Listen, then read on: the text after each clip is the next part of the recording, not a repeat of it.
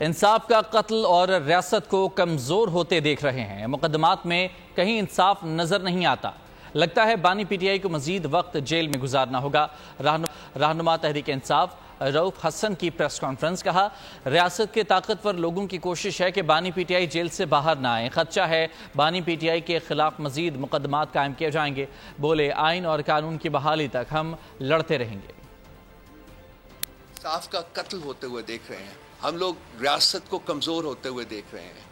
اس میں کہیں انصاف نظر نہیں آتا، اس میں کہیں بھی کوئی ایسی چیز نہیں نظر آتی جس سے کہ انسان کا کانفیڈنس ریاست کے سٹرکچر میں بنے۔ لیکن خان صاحب کو جو ہے وہ جیل میں اور وقت جو ہے وہ گزارنا پڑے گا۔ اسٹریٹجی ہے پاور ویلڈرز کی، صاحب اقتدار لوگوں کی، وہ یہ ہے کہ ان کیسز میں جو کہ کریش ہو چکے ہوں ورچولی، ان کو جتنا بھی زیادہ آپ ڈیلے کر سکتے ہیں وہ ڈیلے کیا جائے اور وہ ججمنٹس نہ آئیں، تاکہ خان صاحب اس وقت تک قید میں رہیں جب تک کہ ان کے خلاف کوئی اور بھونڈا مقدمہ نہیں بنایا جا سکتا۔ جو عدالت میں ہوا عدت کیس کے کانٹیکسٹ میں، وہ میرا خیال آپ لوگوں نے بھی اس کا وہ تماشا دیکھا ہوگا۔